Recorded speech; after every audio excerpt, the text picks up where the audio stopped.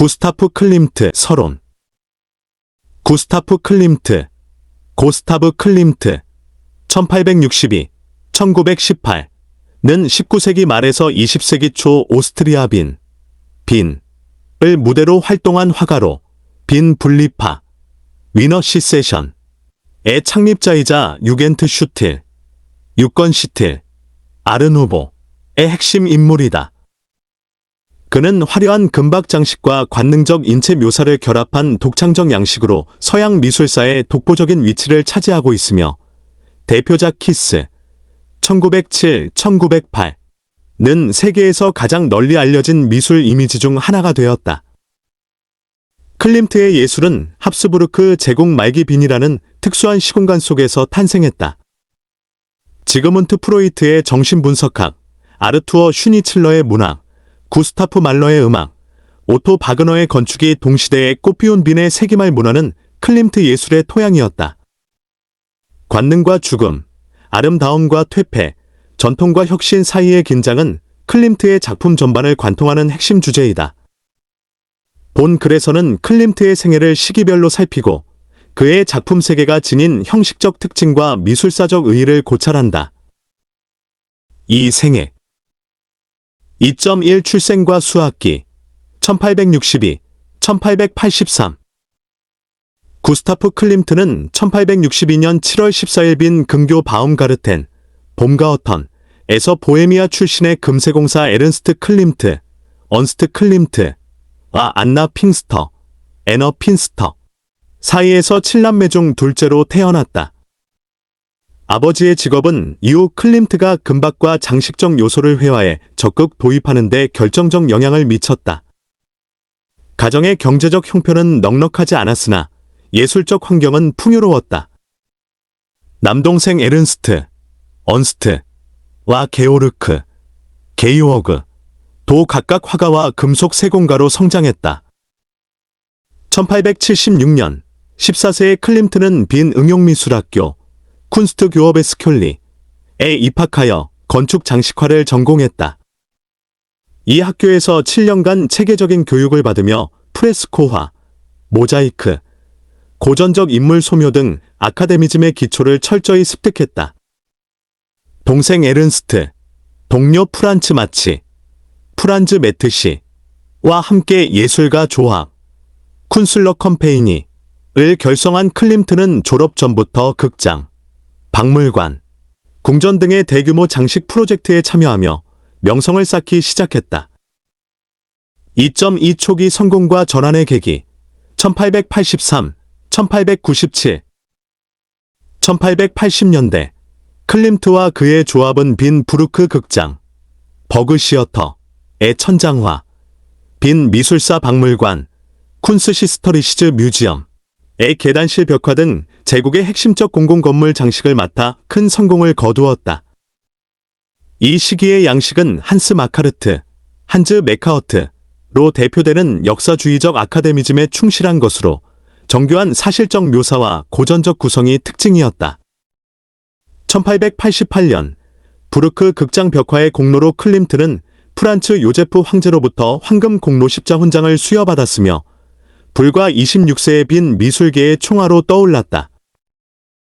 그러나 1892년 아버지와 동생 에른스트가 잇따라 세상을 떠나면서 클림트는 깊은 심리적 위기를 겪었다. 이 상실의 경험은 그의 예술관의 근본적 변화를 촉발했다. 아카데미즘의 틀 안에서 안주하던 클림트는 점차 개인적이고 실험적인 방향을 모색하기 시작했으며 프랑스 인상주의, 영국 라파엘 전파, 벨기에 상징주의, 일본 우키요에 등 다양한 시각 문화를 탐욕적으로 흡수했다. 이 탐색의 시기는 이후 빈 분리파 결성과 황금기의 개화로 이어지는 결정적 전주곡이 되었다. 2.3 빈 분리파의 창설과 스캔들 1897-1905 1897년 클림트는 빈의 보수적 예술가 협회인 쿤슬러하우스에서 탈퇴하여 젊은 예술가들과 함께 빈 분리파, 위너 시세션을 창설하고 초대 회장에 취임했다. 시대에는 그 시대의 예술을, 예술에는 자유를, 더 자잇 이어 컨스트, 더 컨스트 이어 프라이하잇 이라는 모토 아래 분립하는 아카데미즘의 권위주의에 도전하고 회화, 건축, 공예의 경계를 허무는 총체예술, 거젬트 컨스터를 지향했다. 요제프 마리아 올브리히가 설계한 분립화 전시관, 세체시온은 황금빛 월계수 도무로 빈의 새로운 랜드마크가 되었다. 그러나 빈 대학교 대강당 천장화 프로젝트 이른바 학부 그림, 퍼컬타츠 빌더, 논쟁은 클림트를 격렬한 공적 스캔들의 중심에 서게 했다. 1894년 의뢰받은 이 프로젝트에서 클림트는 철학, 의학, 법학을 주제로 3점의 대형 천장화를 제작했다. 그러나 이성과 진보의 승리를 기대했던 대학 측과 달리 클림트는 혼돈 속에 부유하는 나체의 인간 군상, 질병과 죽음의 알레고리, 법의 폭력성 등을 적나라하게 표현했다. 교수 87명이 연명으로 반대 청원서를 제출하고 의회에서까지 논란이 벌어졌다. 결국 클림트는 1905년 의뢰를 철회하고 성금을 반환했다. 이 3점의 작품은 제2차 세계대전 중 1945년 잘츠부르크의 이멘도르프 성에서 나치 퇴각 과정에 불탔으며 현재는 흑백 사진과 준비 스케치로만 전해진다. 2.4 황금기와 후기 양식 1903-1918 학부 그림의 스캔들 이후 클림트는 공적 의뢰를 멀리하고 민간 후원자들, 특히 빈에 부유한 유대인 부르주아 가문들을 위한 초상화와 개인적 주제의 작품에 집중했다.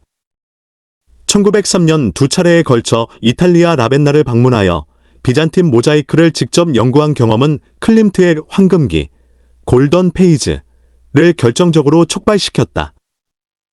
금박의 적극적 도입, 평면적 장식 패턴과 사실적 인체의 결합, 그리고 에로티시즘과 영성의 융합은 이 시기의 핵심적 특징이다. 황금기 이후 대략 1909년부터 클림트의 양식은 다시 한번 변화를 겪었다. 금박이 점차 줄어들고 대신 풍부하고 강렬한 색채가 화면을 지배하게 되었다. 꽃무늬, 동양적 패턴, 전묘법적 색점 등이 복합적으로 어우러진 후기 양식은 앙리 마티스의 야수파와 동시대적 공명을 보여주며 보다 자유롭고 감각적인 표현으로 나아갔다. 1918년 1월 11일, 클림트는 뇌졸중으로 쓰러졌고 이어 스페인 독감에 감염되어 2월 6일 55세의 나이로 세상을 떠났다. 같은 해 그의 제자이자 후계자인 에곤 실레와 건축가 오토 바그너도 사망하여 1918년은 빈 세기말 예술의 종언을 상징하는 해가 되었다. 클림트의 아틀리에는 미완성 작품 다수가 남아 있었으며 이 미완성작들은 그의 창작 과정을 엿볼 수 있는 귀중한 자료가 되고 있다. 3. 작품 세계 3.1 알레고리와 상징화 클림트 예술의 핵심적 장르 중 하나는 알레고리 회화이다. 사랑, 죽음, 여성성, 생명의 순환 등 보편적 주제를 상징적 형상으로 구현한 이 작품들은 세기말 빈의 정신적 분위기를 가장 응축적으로 담고 있다. 초기작 사랑, 리버, 1895에서부터 후기작 죽음과 삶, 타드 UND 레이번, 1910-1915에 이르기까지 클림트는 에로스, 사랑과 타나토스, 죽음의 불가분한 관계를 지속적으로 탐구했다. 이 주제는 프로이트 정신분석학의 핵심 명제와 정확히 공명하는 것으로 클림트 예술의 시대적 동시대성을 증명한다. 유디트 아이 1901은 이 장르의 대표작이다. 구약 성경 속 홀로페르네스의 목을 벤 유대 여전사 유디트를 그린 이 작품에서 클림트는 영웅적 행위가 아닌 관능적 황홀경의 순간에 초점을 맞추었다. 반쯤 감긴 눈, 살짝 벌린 입술, 금박으로 장식된 의상과 배경은 살인의 폭력성을 에로틱한 쾌락으로 전환시키며 여성의 성적 주체성에 대한 도발적 선언이 된다. 이 작품은 세기 말의 판무 파탈, 펜퍼테, 이미지를 가장 강렬하게 시각화한 예로 평가받는다. 3.2 황금기의 걸작들 키스, 더 커스, 1907, 1908 키스는 클림트의 최고 걸작이자 서양 미술사에서 가장 유명한 이미지 중 하나로 현재 빈 벨베데레 미술관, 벨비디어의 연구 소장품이다. 캔버스의 유화와 금박, 180 곱하기 사인 180cm. 꽃이 핀 절벽 위에서 남녀가 포옹하며 키스하는 장면을 그리고 있다. 남성의 망토에는 직사각형의 기하학적 패턴이, 여성의 옷에는 꽃과 원형의 유기적 패턴이 수놓아져 있어 남성성과 여성성의 대비와 합의를 시각적으로 표현한다. 이 작품의 혁신성은 금박이라는 공예적 재료를 순수회화의 영역에 도입함으로써 회화와 장식, 2차원성과 3차원성, 추상과 구상의 경계를 허문 데 있다. 인물의 얼굴과 손은 사실적으로 묘사되어 있으나 신체는 금빛 장식 패턴 속에 용해되어 구분이 불가능해진다. 이는 사랑의 행위 속에서 개인의 경계가 해소되고 하나로 합일되는 경험에 대한 시각적 은유이다. 키스는 발표 즉시 오스트리아 정부에 의해 구입되었으며 클림트 생전에 이미 대중적 명성을 획득한 드문 작품이다. 스토클레 저택벽화와 아델레 블로흐, 바우어의 초상아이. 1905-1911년 클림트는 브뤼셀의 스토클레 저택, 펄레 스토클리트, 식당을 위한 대규모 모자이크 벽화를 제작했다. 요제프 호프만, 조서프 하프먼, 이 설계한 이 저택은 총체예술의 이상을 실현한 건축물로 클림트의 벽화 기대, 엑스펙테이션와 성취, 폴필먼트는 그 중심에 자리한다. 나선형으로 뻗어나가는 생명의 나무, 금과 은과 에나멜로 이루어진 화려한 장식은 비잔틴 모자이크, 이집트 미술, 일본 미술의 영향을 복합적으로 보여주는 클림트 장식 예술의 절정이다. 아델레 블로흐, 바우어의 초상아이. 1907, 은 황금기 초상화의 정수이다. 빈의 유대인 실업가 페르디난트 블로흐, 바우어의 의뢰로 제작된 이 작품에서 아델레는 금빛 장식의 바닷속에 잠겨 있다. 얼굴과 손만이 사실적으로 묘사되어 있고 나머지는 삼각형, 눈 모양, 나선형 등의 기하학적, 유기적 패턴으로 뒤덮여 있다. 2006년 이 작품은 1억 3,500만 달러에 판매되어 당시 역대 미술 경매 최고가를 기록했으며 현재 뉴욕의 노이에 갤러리, 누이 갤러리에 소장되어 있다. 3.3 여성 초상화와 에로티시즘.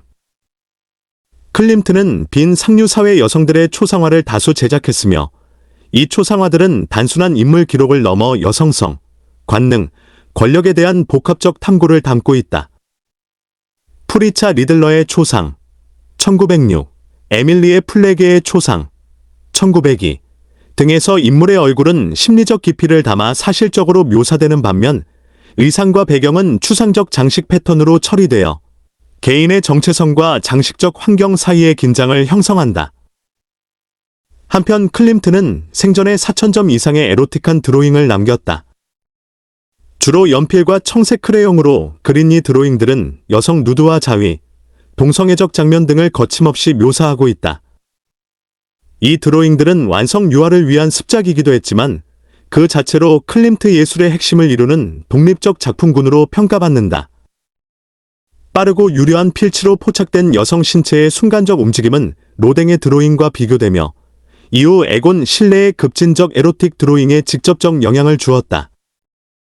3.4 풍경화. 또 하나의 세계. 클림트의 풍경화는 인물화에 비해 덜 알려져 있으나 전체 작품의 약 4분의 1을 차지하는 중요한 장르이다. 주로 아터 호수, 어터시, 주변에서 여름 휴가 중에 제작된 이 풍경화들은 인물화와는 전혀 다른 고요하고 명상적인 분위기를 지닌다. 아터 호수의 섬, 1901, 농가 정원, 1905-1906, 사과나무 아이, 1912 등에서 클림트는 정사각형에 가까운 화면의 나무, 꽃, 물, 건물 등을 촘촘하게 배치하여 거의 추상에 가까운 색채의 테피스트리를 직조했다. 흥미롭게도 클림트는 풍경화를 그릴 때 종종 오페라 안경이나 자체 제작한 사각 파인더를 사용하여 구도를 잡았다고 알려져 있다. 이러한 기법은 넓은 풍경에서 특정 부분만을 잘라내어 장식적 패턴으로 전환시키는 효과를 낳았으며, 이 점에서 클림트의 풍경화는 자연의 재현이라기보다 자연을 소재로 한 추상적 장식 구성에 가깝다고 할 수 있다.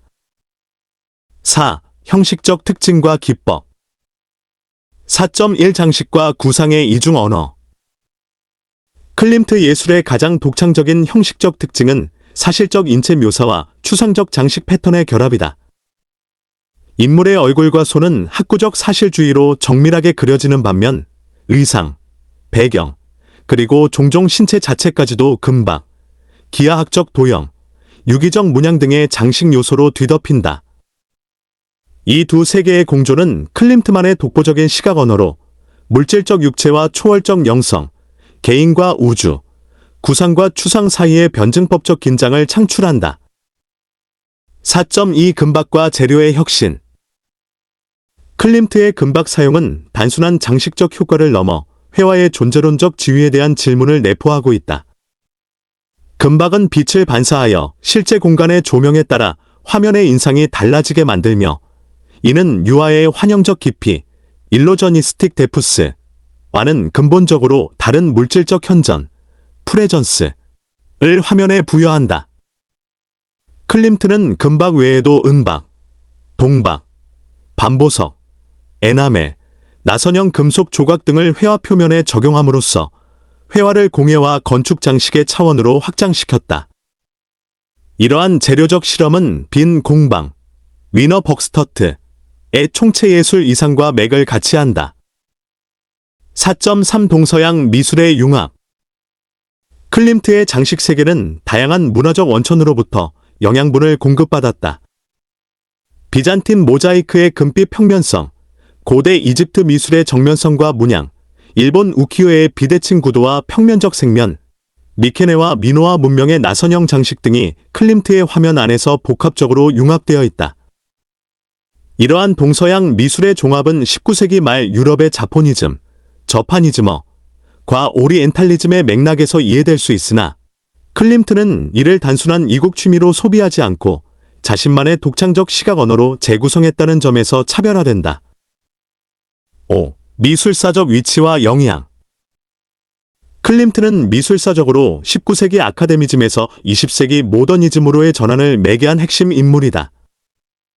그의 학부 그림은 아카데미즘에 대한 내부로부터의 폭파였으며, 황금기의 장식적 추상은 칸딘스키와 몬드리안의 순수 추상으로 나아가는 과도기적 양식으로 위치 지을 수 있다. 한편 인체의 관능적 표현은 제자 에곤 실레와 오스카어 커코시커를 통해 오스트리아 표현주의로 계승급진화되었다. 20세기 후반 이후 클림트의 영향은 순수 미술을 넘어 대중문화 전반으로 확산되었다. 키스와 아델레 블로우, 바우어의 초상은 포스터, 엽서, 의류, 생활용품 등에 무수히 복제되어 세계에서 가장 상업적으로 성공한 미술 이미지가 되었으며, 영화 오먼 인 골드 2015는 나치 약탈 미술품 반환 문제를 통해 클림트의 작품이 지닌 역사적, 윤리적 차원을 조명했다. 클림트가 궁극적으로 추구한 것은 삶의 모든 영역, 회화, 건축, 공예, 패션, 일상을 아름다움으로 통합하는 총체예술의 이상이었다. 이 이상은 바우하우스를 거쳐 현대 디자인에까지 이어지는 20세기 시각문화의 핵심 동력 중 하나이며, 오늘날 미술과 디자인의 경계가 허물어지는 현상 속에서 클림트의 선구적 비전은 더욱 새로운 의미를 획득하고 있다. 6. 구결론. 구스타프 클림트는 합스부르크 제국의 황혼기에 피어난 빈 세기말 문화의 가장 찬란한 꽃이었다. 그는 금박이라는 물질을 통해 육체의 관능과 영혼의 초월을 동시에 표현하는 독보적 미학을 창조했으며, 전통과 혁신, 동양과 서양, 순수미술과 공예의 경계를 넘나들며 근대 시각문화의 새로운 가능성을 개척했다. 그의 예술이 지닌 가장 근본적인 힘은 아름다움에 대한 절대적 신뢰이다.